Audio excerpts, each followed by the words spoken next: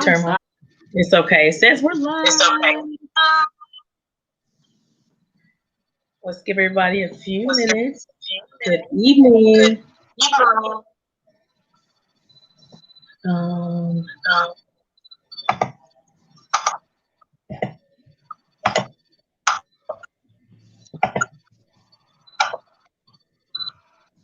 let's see.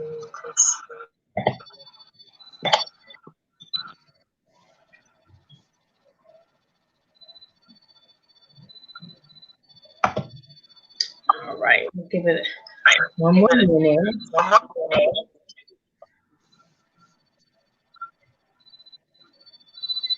Let me just make sure.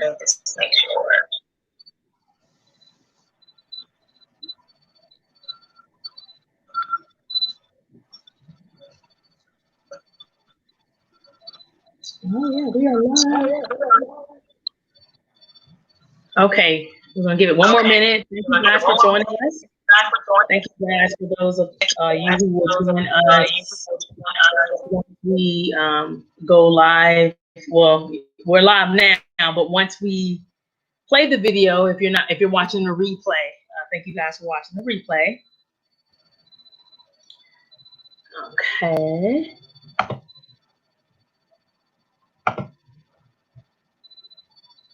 Hope you guys are doing good this afternoon. Well, evening. It is 6 o'clock.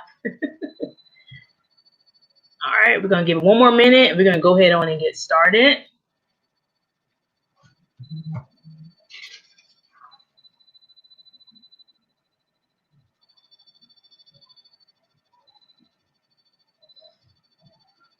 Okay.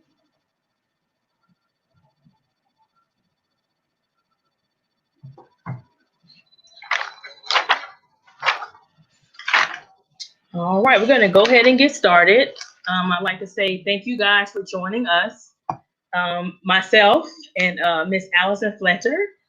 We wanted to do this credit seminar. You guys know that I normally do a home buyer seminar twice a year, but of course, we're still in the pandemic and COVID, so we just decided to bring it to you virtually since that's what a lot of people are able to do these days. And we couldn't be face to face because I know the turnout would have been a whole lot of people trying to come at one time. And of course, we gotta still know that the virus is out there, although there's a vaccine for it. So, but thank you guys so much for joining us.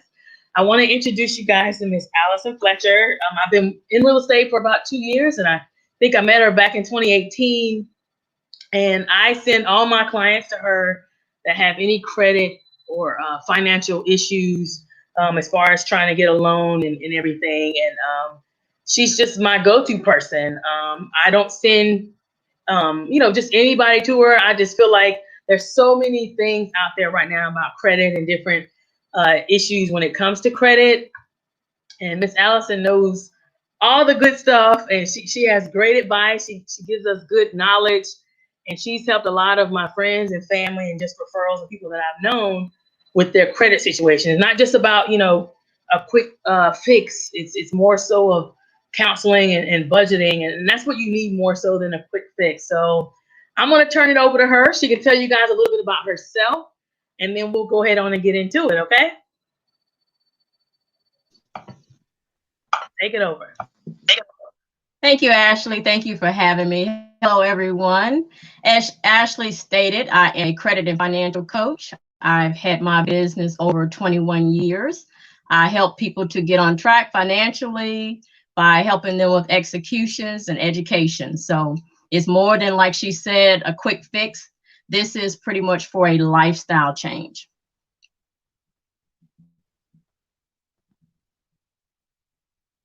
Awesome. So what I had you guys do was, send in some questions and, just we want to get the dialogue going. We got an hour to just talk about credit and things of that nature. If you guys have any questions that you didn't get a chance to send to me, please put it in the comment section. We'll get to those as soon as we can. And if it's anything that we can't answer here on the live, we'll actually schedule some time to speak with Miss Allison one-on-one. Because a lot of these things related to credit takes a little more time to explain. But we want to get, talking about the main things. And, I've had you guys, in my marketing, just reach out and say any questions that you have. But like I said, please comment below here. We had a couple of questions about credit. And I told Miss Allison the main thing that I got the most was about disputes. I'm getting ready to let her go in on what disputes are all about and what that does. I've had some people that I have met before, and they'll tell me when I first meet folks, and this is not just related to buying a home; it's just credit in general. They'll just say, "Hey, I'm working with someone, but all they're telling me to do is dispute this, dispute that." Miss Allison, what can you tell us about disputes, and what does that mean, and how does that affect the credit? And you're not credit repair service, so to speak. And I want people to know what the difference of that is, and how these companies are out here just taking folks' money. Unfortunately, you share so many testimonials on your posts on social media about how you've helped people get out of these type of situations. But just talk to us a little bit about disputes. Well, the dispute process is mainly a right to the consumer to remove inaccurate information that's on their credit report.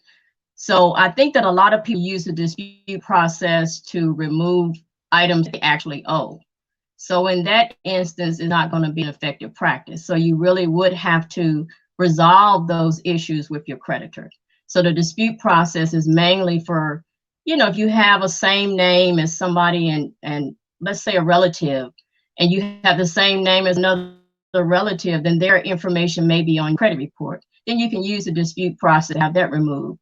Or if you have Social Security number may have been transposed where one number is off and you have somebody else's information, then you can use the dispute process to get that removed. But it's not to be used to dispute items that you actually owe.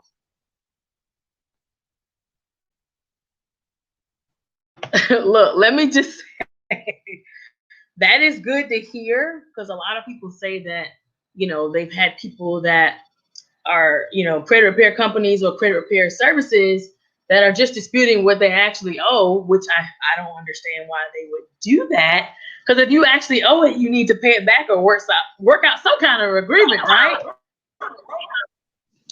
Exactly. You definitely don't want to. Okay, so even if they could get it removed from your credit report, the debt is still a valid debt. So you still owe the debt. So it's going to resurface at some point through being reinserted to the credit report. Or I've seen cases where the creditor came back and took a judgment against the person because they disputed it. It was removed, but it was still in the statute of limitation time frame, and they were sued for the debt. So now they have a judgment. So I don't recommend a dispute process, like I said earlier, if it is because you just don't want to pay somebody. And that makes total sense, because there are some people, unfortunately, that just don't want to pay. Although, I always tell people when I meet with them, your social security number is very important. It goes with you everywhere, and not just buying a home, getting a car loan, getting a credit card, getting electricity in your name, getting a furniture bill. If you're going to put furniture on credit, I mean, this stuff goes with you everywhere. And it's important to know that if you owe someone or a creditor, you got to pay that stuff, right? So I just had so many questions around the dispute process.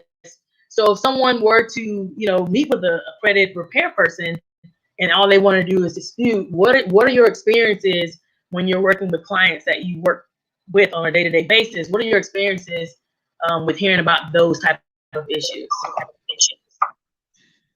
Well, on a daily basis, I get people who paid thousands of dollars, and I've posted a lot of this on my business page. I get people who pay thousands of dollars to people to get things removed from the credit report, only to still have to come to me to get an action plan put together to resolve those challenges. So if you were to get an action plan, it would be much easier for you to execute that action plan. Those thousands of dollars that you paid for someone to make things magically disappear, you can actually take care of those items. So it's much easier, and you won't have to continue to fight the same battle if you were to resolve your challenges. And like you said earlier, bad credit, poor credit is very expensive, very expensive. People pay so much money for, let's say, for instance, a car loan. they may borrow $15,000, but they end up paying back $30,000 because the interest rate is just too high. So poor credit is very expensive as well. Okay, and that's good to know. Before we go on with the next question that we have, just tell us a little bit about what you do, what your services are, and what's the, how do people go about getting through the process with you? I'm a coach, so I help people to get on track with their finance through helping them by putting together action plans for them to follow and coaching them through the action plan. So if someone is serious about changing their financial picture, be it getting their credit to a good point, and I always suggest clients to get their scores over 720. So I coach people to get their credit scores over the 720 mark. Most of my clients end up even higher than that. So, and also I help people with budgeting and getting on a savings plan, because all of that plays a role. So it's not just about the credit. You have to know how to budget the money that you're making, and also to set aside funds for emergency purposes, so that if a challenge does come, you have money to pay the debts that you have, so your credit won't get impacted. So my services are more geared toward education, coaching, helping people to change their mindset about money and make a good lifestyle change. Okay, awesome. So I want to let everybody know, because that's why anytime I'm having these buyers consultations or just talking to people in general, I'm always like, listen, my contact is Miss Allison Fletcher.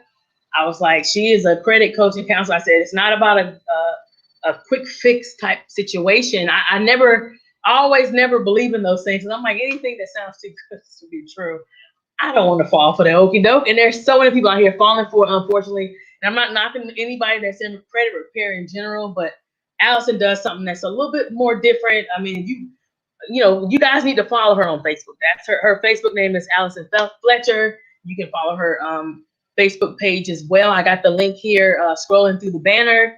Just follow her. I mean, she shares so many testimonials from so many different people within, different situations that they go through. And, it's just every time I'm reading, my mouth just drops, because I'm just like, wow, this person paid how much? And then all they had to do was do what? And then you help them work towards it. It's a goal. And everybody's perfect is not, credit is not perfect. I mean, even myself, I always tell people during my seminars, I don't have the best credit. I said, but just learning every time I do these seminars or get together with Miss Allison, I learn something every time. And I know there's some things I need to fix and work on too. I'm very transparent. I'm not one of these people that's out here telling folks what they need to do and they ain't doing it themselves. I know I got a whole lot of work to do, and it's normal. I know one of the questions that I did get that came later was about the main things that you see. What are the main things that you see on people's credit when it comes to them trying to get a loan or get a home? What are the main things that you're seeing, and what are people needing to basically pretty much be aware of that's on their credit that can actually hinder them from getting a loan, hinder them from getting a home loan, car loan, credit card? Well, of course, mostly I see collections, charge-offs, things like that. That's on a daily basis. And those are hindrances. A lot of times people say, well, I was told not to pay this collection, or not to pay this or pay that. However, payment history is the largest percentage of a credit score. So if those things are calculating in the payment history part of the credit score, then you are going to have challenges with your credit score being raised. So I see a lot of that. See a lot of high utilization on credit cards, or numerous credit cards where people have, maybe 10, 15, 20 credit cards, when you really don't need that much credit, those many trade lines, to generate a great credit score. Because, the thing is, having that large amount of credit cards, there could be a possible chance that if you don't have the automatic payment, then you can easily get a 30-day, 60-day, 90-day late. I see that a lot on minimum payments, $25 a month payments. Someone missed the payment, may have gone 30 days late, 60 days late, not because they didn't have money, but because, they forgot to make that payment. And a lot of times that can be avoided by putting accounts on auto pay, but also not having so many cards that you need to keep up with. So I see a lot of credit cards, late pays, collections, charge-offs. But most of my clients, if they are really committed to getting, their credit in order, in 6 months, a lot of them have gone from 400 credit scores to over 50 credit scores. So it's not like it's an unrealistic thing to do. You just have to put the work in and follow the steps put together for you, because, I can have 3 clients with a 550 credit score, and it will be different reasons for each person as to why their score is calculated to a 550. So each person will need a specific plan customized based on their credit report. So credit cards, loans, late pays, collections, charge-offs. That's what I see mostly on a daily basis. Okay, thank you for sharing that. That's a lot of good information. I think when I used to work at the bank, we saw a lot of, medical bills, student loans, that type of thing as well. So I know it's out there, but that's why we have people like you who get out here and help just the folks get their lives together, because this credit is so important. And your social security number goes with you everywhere you go, and especially when it comes down to making a lot of financial decisions and different things. You got a lot to do. It's a lot to do. So we're going to move on to the next question, and thank you for answering that. If you guys that are watching have any questions, please let me know in the comment section. Just let us know. We'll read them off for you. If you know me, you can shoot me a text. I'll answer a question. I just got a text from one of my friends saying that she can see us live on my YouTube channel. So if you're on my YouTube channel, you know my number. I'm going to go ahead and shout out. Everybody has my number, 704-351-2858. Please send your questions there in case I don't see the ones that are coming through on YouTube.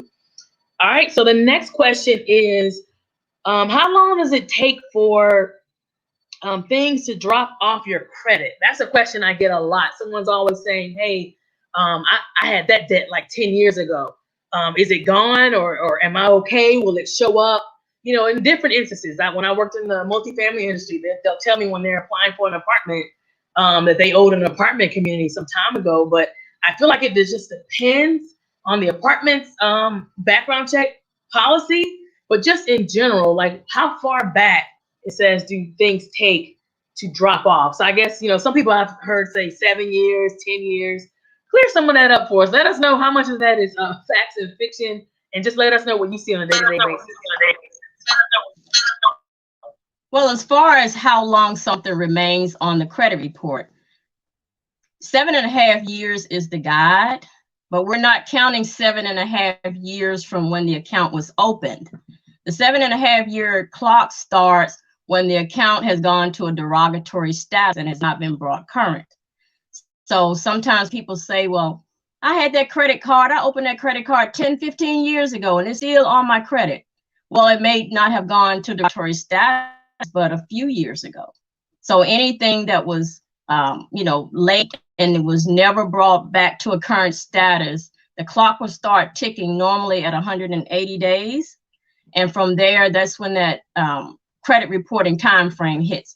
Now, the credit report time frame and the statute of limitations, those are two different things. So a lot of times people say, I won't have to worry about it after 3 years, because, 3 years for this state, North Carolina, a creditor has 3 years to sue you for a debt, take out a judgment, but the account can still remain on the credit report for 7.5 years. So the myth that it drops off after 7.5 years does not apply to when the account was opened. Now, bankruptcies, they're a little different. They can remain, like a Chapter 7 can remain for 10 years. Wow, that's good. Thank you so much for clearing that up, because I just hear so many things and get so many questions. And speaking of, bankruptcy is like a big thing. That's a whole nother subject. But, people that file that, and that's fine. Everybody has to go through what they go through. That's a whole nother subject as far as your credit goes, especially when it comes to buying a home. I know that's a whole nother, it's more like a lender question though. I don't know how long it takes for you to buy a home after you filed bankruptcy, but that was good knowledge. Hopefully that cleared up some questions for the person who asked, the answers for the person who asked that. I also have a question about, it says, how many points, I'm going to ask on top of that, because it just said how many points when you pay something off on your credit. So what is a point system like? I know that's probably like too in depth, but I don't know. I figured I'd ask since they asked it. What is a point system like when, let's say, if you pay off a loan, or if you pay off a credit card, or if you pay off your mortgage? Like, what does that do to your credit? How does that affect your credit? What does a person need to know when it comes to those type of things? Well, like I stated earlier, everybody's credit report is different. So when an account is paid off or maxed out or whatever the case, the point system is going to grade it differently. So it just depends on the individual credit report, how that account is impacting. Because you may have one person that raises their credit utilization, over 50%, but they may not lose as many points as someone else that would do the same thing. So that question is pretty customer specific. However, if you pay off an account sooner than it needs to be paid, like an installment account, if you pay that off way before it's due to be paid off, your credit scores will dip because that account has been closed and the amount owed section of the credit score no longer has that balance. So the score will dip somewhat, but over time you should start to get that, those percentage points back once, that account heals and you continue to take care of all the other items you have on your credit report and keep those current. So one of the good things to know about, once you raise your credit scores, make sure that you keep everything paid on time going forward, because a 30-day late can destroy a credit score. I bet it can. I mean, that's a good answer. Good to know that knowledge. I started thinking about a situation I had where I had a retail credit card and I ended up paying it off, and the person over the phone asked me if I wanted to close it. So, from working back in banking, I think somebody used to tell me, make sure people, if they have stuff that's closed, it actually looks bad. What is the deal with accounts that are closed, whether it's a loan, well, mainly credit cards, because I think loans close when they're paid off and you get a title depending on what kind of loan it is. But what about credit cards? So like if someone paid their credit card off, is it smart to close it, or is it best to leave it open and keep that available balance looking pretty good for their credit? Yeah, like you said, loans are going to close out when they're paid off anyway. Any installment account is going to close out regardless. Credit cards, it depends on the available credit. So if you have someone with, let's say, a weak credit profile and they don't have a lot of available credit from that card or maybe other cards that they have on their credit report, then if an account is closed, then it's going to dip the score because now that available credit has been taken away. And especially if they have a balance on the account or they have balances on the other credit card accounts, that utilization is going to drop. That percentage of the balance to credit limit is going to cause utilization to be much higher than what it would normally be had that remained open. However, sometimes it's not up to the consumer to close the account. Sometimes the credit grantor will close the account, especially if the person has carried a balance and never paid this account off, and they always carry a balance, maybe made a payment and then ran it back up again, but never showed a responsible payoff history. After a certain point, that credit grantor can also close that account, and they can also close it for inactivity. So if the person is not using the card, let's say they have a card and they haven't used it in 6 to 12 months, it may get closed for inactivity as well. And that can impact the score. So if the profile is weak, where they don't have a lot of credit, available credit, then closing an account will cause the score to drop. So I suggest to clients that are trying to build credit to close out accounts. Sometimes when people get to me, they've already closed them out. However, I don't suggest that. Now, if it's a card where they have high fees, high interest rate, the card continues to charge a lot of fees. There are some credit cards out here that people really should try to avoid. I don't want to go into naming them right now, but they should try to avoid those cards with high fees and things like that once they get themselves to a good point. So those type cards, what I normally do if I have clients that have had credit cards that are for credit challenged people, once we get the credit report to a good place, credit score to a good place, we'll close out those cards because now we've gotten some cards with some high credit limits. So it more than balances out the credit report. Okay, good stuff. Good stuff. Thank you so much. I'm so appreciative, and it's just so like different versus us doing it in person. I always thank you because you come to them when I have them live in person, and although we are sitting here virtually, we are still sharing this great information with everybody because it's imperative that people know about credit and how important having good credit is and where it can take you, especially when you're trying to buy a home. Anybody that's just tuning in, I'm just going to reintroduce Allison Fletcher. We have the financial and credit coach here. She helps all my clients, anyone I send to her. And I'm so appreciative. I mean, when they reach back out and say, hey, I spoke with Allison and she has me doing this plan or she has me doing that plan, or hey, my credit score went from, like you said, 500 to 700. I have people that are near and dear to my heart that I send to you, and you always have a good report. And that's why I send so many people to you. I'm sure you're so busy. And like I said, you've taken some time out of your day to come on and join us. Anybody that's out there watching now that just joined, if you have any questions about credit, please put them in the comment section, or you can text me. My number is 704-351-2858. I'd be happy to get your question asked. No, we won't say your name because a question you may have could be someone else's question that they may have as well.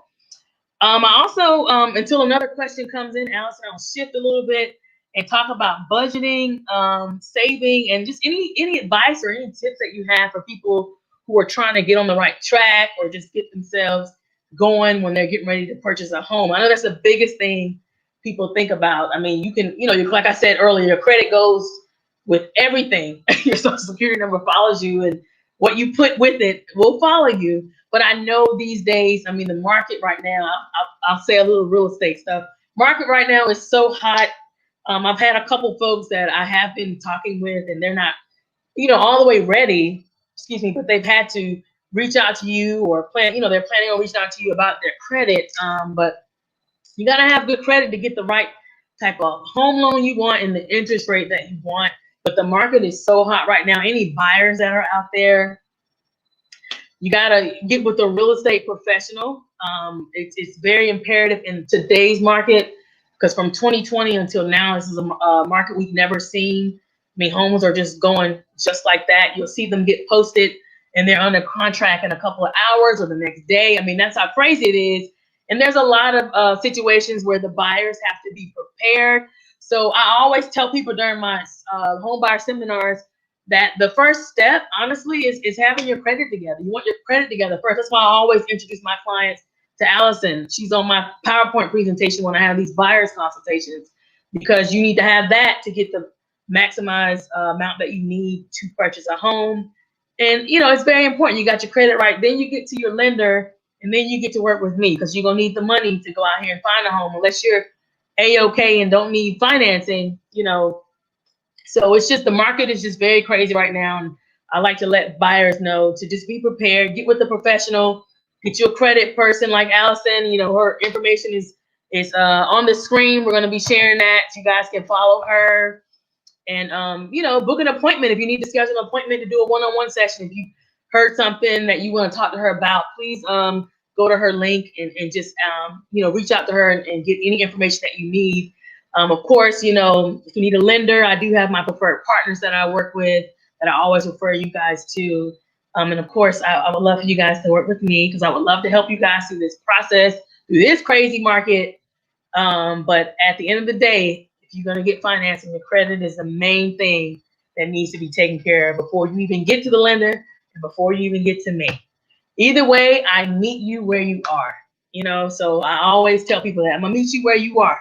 No matter where you are, where you at on the totem pole, we're gonna get you right. But I encourage everybody to just get with a real estate professional, get with a credit coach and counselor, and get with the right lender. It's all about meeting the right people and helping you along your journey. I also want to speak to the sellers real quick. We need inventory. Inventory is very low right now. So if you thought about selling your home or you're thinking about upsizing, downsizing, relocating, please reach out to me. I would love to help you with your home valuation just to see where you guys are.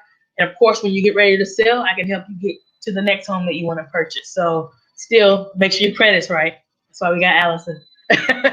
But Allison, I'll go ahead on and hand it over to you. If you want to talk about budgeting and saving, and just finance in general, just give us a little spiel. And once I get another question, or if I get anything else, I will let you know. I think I just got a question that came through text, but I'll let you talk about that and we'll get back to it.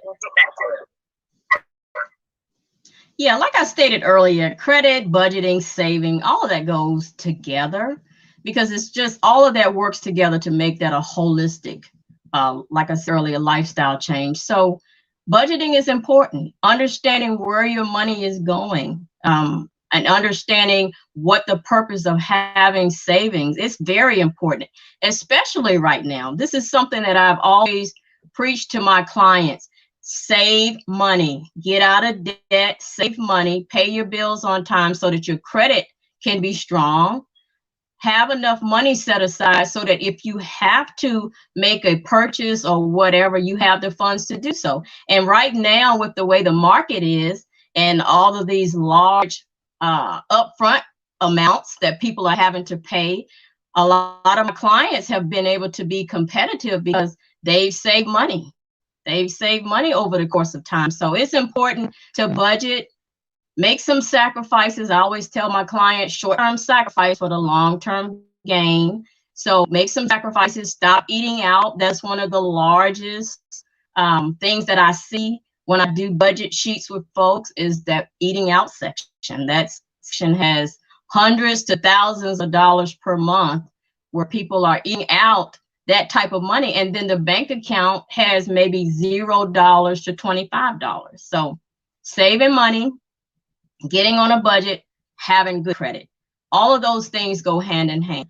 Like I always say, preparation is never lost time. It's never too late to prepare so that when you need to be ready, you're ready. Most of the people that I coach, they make very good salaries. A lot of them are high five-figure, six-figure clients, but credit is poor and they have budgeting and saving challenges. So, and I've had people to say, Allison, if something were to happen tomorrow to my job, I'd be in trouble. So my recommendation is always to let's get on this budget. Let's see where we can cut out spending. Is this necessary? Of course it's not. So let's cut out these areas of spending. Let's stack this money, put this money to the side so that you can start to build 3 to 6 month emergency fund. Once you get that emergency fund put together, and when I say 3 to 6 months, I mean your expenses. So all of your expenses, it needs to, calculate out to 3 to 6 months. And then also have a savings for miscellaneous purchases and the things that you have to do. So all of those go hand in hand, budgeting, credit, and saving. Awesome. Well, the funny thing about it is I saw, as soon as you were saying what you're saying, I'm reading a couple questions that I got. And someone texted me and say, hey, I'm watching on your YouTube channel. They asked basically what you said about, they say, what if you have, good income, but a low credit score? And you kind of answered that. Well, you basically answered that. It's the budget. It sounds like it's the budget. Budget is a big piece. I am very frugal. I don't know if I'm good at budgeting myself, but everything we're going over and talking about and discussing, it's all coming to me too. I'm human like everybody else, right? So, but that was one of the questions that I got about that, and then you answered that, and then says, does having things in collections like health or credit cards affect your credit card? Affect your credit more or less than student loan debt? Those are two separate, they're different. So collections are accounts where the creditor had to place you in a collection status in order to try to get their money. Student loan debt, if it's deferred and you're not making any payments and the interest is continuing to grow, then you're just stacking on additional debt. So, a lot of times people say, I've deferred my student loans, I haven't made any payments on it. When you look at what they borrowed to what the balance is, it's like 10, 20, 30,000 more than what they borrowed, because the interest, even though you defer the loan, I know right now with COVID, let me just say with COVID right now, I know that interest rates may be zero on student loans. However, normally the interest rates that are on the student loans, the interest continue to grow. So the student loan debt will impact you in the sense that it's going to continue to grow unless you start taking care of it by making some payments. Collections, they're totally, like I said, they're totally different. Those accounts are from creditors who could not get you to pay them, so they had to send you to a collection agency or whatever to try to get their money. But both of them have an impact, but it's still going to be different, if that makes sense. No, that makes a lot of sense. I just let them know that you just answered, but yeah, that makes a lot of sense, especially when it comes to collections. I know a lot of people have a lot of collections, and of course, I think the more collections you have, the worse your score can be. Is there I know this is a weird question. I don't even know if it's a big, broad question.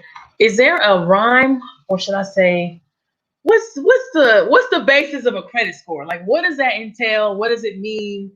And how is that really affecting people? I know it's a different, everybody's credit report reads different, but what is the basis of credit? What is it for? And what does that entail about a person? I know that's very broad, but just figure I'd get some stuff going now. Well, credit, it's a driving force for a lot of things. You want to borrow money if you're trying to rent an apartment or get a job or get utilities, any of those things. Because when someone looks at your credit report, that's all they know about you. They don't know you personally, so they have to go off of what they see when they pull your credit report. And if it's poor, then to them, it shows that you don't pay. Now, people can have financial difficulties, financial hardships, things like that cause credit to be bad. But what a lot of times lenders look for is, what did you do after that? So now that you're back on your feet, have you tried to take care of any of these challenges? Or are you just letting them continue to remain on your credit report? So that when someone's looking at it, they're like, this person wants to borrow this amount of money, yet they haven't paid $500 in cell phone or $500 in medical bills, or they haven't paid this credit card that went to collections. They haven't paid this, yet they're trying to borrow thousands of dollars. They look at that. And then someone made a loan to you based on that poor credit report. But like we stated earlier in this broadcast, it's going to be expensive to get that financing. So credit plays a role in a lot of areas, because that's what they want to see. We want to see how you paid other people. And I tell people that are trying to open businesses, a lot of times, I have people that are also trying to start businesses, and I'll put together an action plan so that we can start to resolve some of the challenges that they have with their creditors. And they're like, I don't want to pay these people back. And I'm like, so you're trying to get a business, but you don't want to pay people the same energy that you're going to pull into your business. So the best thing to do is to resolve those challenges. It makes it look better for you. Your credit is better. Because if an emergency happens, Is credit ready if you have an emergency? If your car dies and you have to buy a car right now, is your credit ready? Or will you have to sit at the dealer all day trying to get financing? You may or you may not get financing. Nothing against any dealers or anything like that. I'm just talking about in general. Are you ready? Most people want to buy a house right now. Are they ready? Is your credit ready? Right now, this market is hot. Are you prepared? Do you have the credit scores that it takes to get a good quality loan? If you have high student loan debt, are you in a place where you can get a conventional mortgage? You know, things like that. So, and do you have money? Like I was saying earlier, do you have that money to come out of pocket up front? Most people don't. So it's about preparation. And that just tells people a lot about you. And you may not be a bad person, but they don't know that. All they see is that you haven't paid anyone. I like that. Yeah, especially with the market right now. Are you prepared? And it's a loaded question, but it's a serious question because people aren't prepared. That's why, like I said earlier, you need a real estate professional because, I mean, people are putting down so money in due diligence and earnest money because they are prepared. But there are some people that aren't prepared, or they'll go to the lender and because they don't have enough income, they can't get the loan. The credit might be okay, but they can't, you know, they don't have enough income, or they have the credit and not enough income. So, I mean, you have to be prepared at the end of the day. And this is why we're doing this free virtual credit seminar, because we want to get you guys prepared. We want to make sure you guys are, you know, knowing what's going on out here in the market. And we got some great professionals, myself and Allison. You know, we're here to help you at any cost. I got another question. And it is a cost, by the way, to work with Allison, which is a great thing. We're not out. She's not out here to steal your money or dispute. She puts you on a budget and a plan. She can go more into depth about what her services render. But that's why you guys, if you're interested in scheduling an appointment with her, please do that so you can get more detail. We got another question. The other question I just got was, does paying the minimum balance on credit cards versus the larger amounts hinder your credit score from increasing versus a larger amount hinder your credit score from increasing? So you stated, does paying the minimum payment affect the credit score more than paying it in full? Is that what I'm understanding?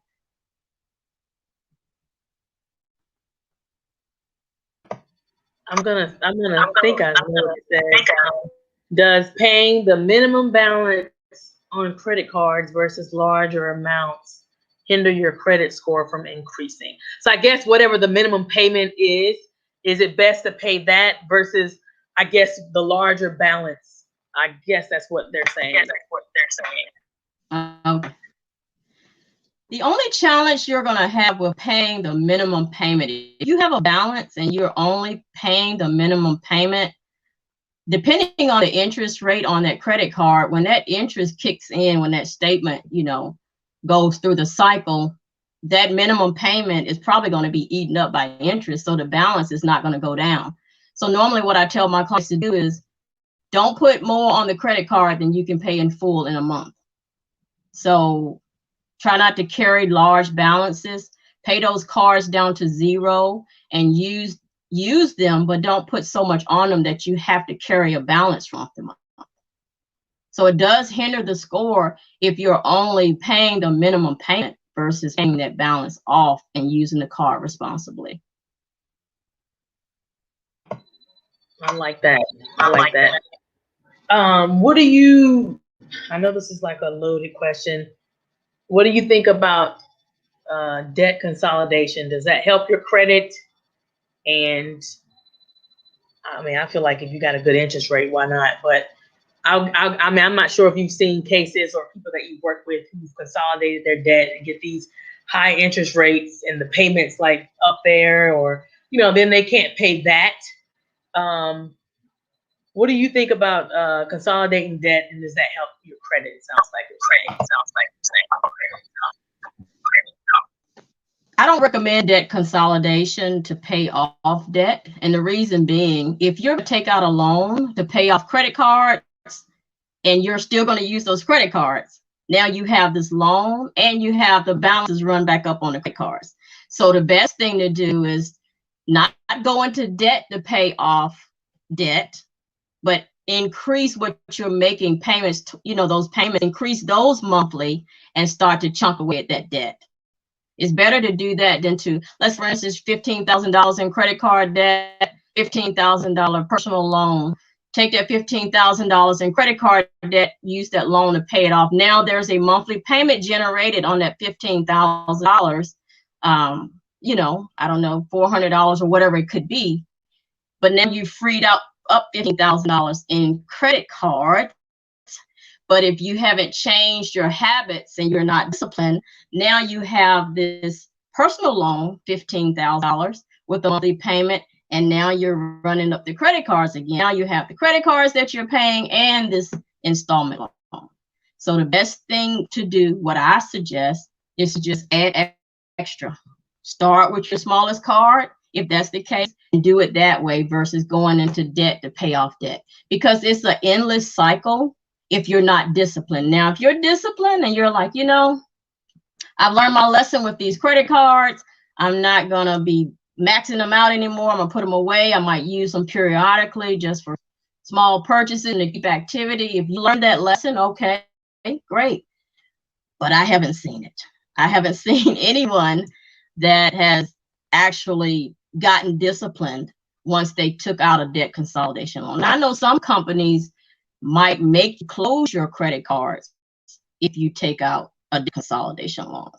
So the best thing to do is to just, like I said, snowball them, pay extra on them. And then there's also what we call debt consolidation companies where people try to get out of debt that way. However, in those cases, you have to be late at least 90 days. So they'll tell you not to pay your debts for at least 90 days so that they can negotiate. I don't suggest that either, because your credit report is going to be trashed out. Because if you have high credit scores and you let all of those accounts go to a 90-day delinquency, you're going to drop drastically. The credit score is going to drop drastically. So I don't suggest those either.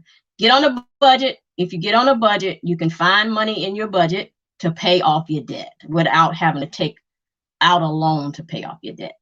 But that's just my 2 cents. No, we respect your 2 cents because it makes sense. It's just one of those things where even I've done it in my past. I've done that. I've consolidated some things to pay something off and realized, well, dang, they gave me a cheaper payment, but I'm still paying for what I had. But the key, like you said, is if you're going to do credit cards, especially, get rid of them, because most of the time, if you don't have a good discipline, you're going to keep spending and keep using the same card. And it's like, what was the point of paying off what you paid off? So, but that was the last question I had. Do you have any other tips or suggestions on just budgeting and saving, or just anything financial related? I think that finance is, like I said earlier, client specific. So what I would suggest people to do is get real about their finances, get real about your credit, get real about how you spend money, get real about how you save money. If you don't have enough money in the bank, get real about getting money in the bank. If you have poor credit, 400, 500, 600 scores, get real about getting those scores in the 700s. Like I said, it's not impossible to get your credit scores to a good point. And with getting scores in the 700 range and learning about how you got there, that's one of the biggest keys, is learning how you got to that 720. And after you do that, you can learn how to maintain keeping that 720, and then it'll continue to rise. And before you know it, in some cases, you could be at 800. I have some clients that are in the 800 range and they started in the 400 range. So get intentional, be about it.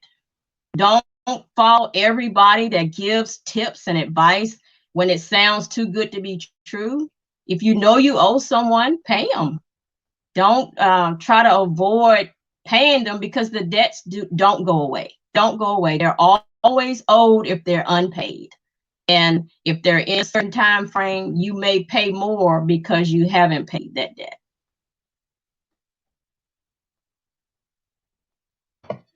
I like that. I like that. Well, listen, we don't have to take up the whole hour. I don't have any more questions. I can't believe we got all that stuff we talked about in 50 minutes. Because we know, I think normally my seminars, we're at least at 2 hours. But of course, we normally are a joint venture with the lender. But as you guys know, I did go live with one of my preferred vendor partners back in 2020 towards the end of the pandemic. If you guys want to see that video, it should be somewhere on my timeline. I don't know where, but I typically save those and add those. Oh, someone says they want your info. So I'll send them your link so they can schedule an appointment with you, Allison. So that's good. I guess they want to chat with you a little further so you can understand their situation more. So, and it's okay, guys. I always tell people we do these lives. We're not here to shame anybody. Most of the time, the question you got is definitely a question that somebody else possibly may have. So that's a good thing. But we want to thank you, Ms. Allison, for taking some time out of your day. I know me, it's almost bedtime, but yeah, thank you so much. And you guys, if you guys want more information on how to reach Allison, or if you want to reach out to me, I'll get you connected with her. Even if you don't follow her on social media, we'll get you the link. I can always send that to you. Thank you for all my YouTubers for watching, my Facebook family, my Instagram folks. I'm gonna figure out a way to send this to Instagram. I got a lot of followers there. So, and Allison, feel free to share this video. It is public. I tried to tag you in it. Therefore, so people who didn't get a chance to watch it can watch it as well. But if you guys have any questions, if you're looking for a great real estate agent in the Triangle or just in North Carolina in general, no matter where you are, I can help you no matter what state. That's the beauty of working with eXp Realty. We are global, so I can get you some of my wonderful referral partners. But if you need to speak to Allison before we even get to that step, I'm okay with that. Okay. So let's get you guys together. Let's get our credit right. What's that gentleman saying about going where the money is residing? We're going to get our credit right so we can go where the money resides. All 2021 and beyond. We're here to help you guys at the end of the day. And yeah, we thank you guys for watching. And Allison, thank you again so much for joining. I'm going to unmute you. We'll see what happens. Thank you so much. Did you have anything else you wanted to say? No, thank you for having me. Thank you guys so much for participating and asking questions. These were great. Feel free to reach out to me. I think Ashley has my Facebook business page linked in, I believe, on this broadcast. Feel free to reach out to me through Messenger. I'll be happy to talk with you for about 20 minutes, interview you, see what your situation is like, and see if my coaching services will be a match for you. And then we'll go into the next step if they are. I don't have cookie cutter services, so everything is client specific. And I also want to add, I always got to throw this in. We appreciate you guys to the fullest extent, our whole heart. But also, you got to also remember, and I'm gonna have to get real. I always get real.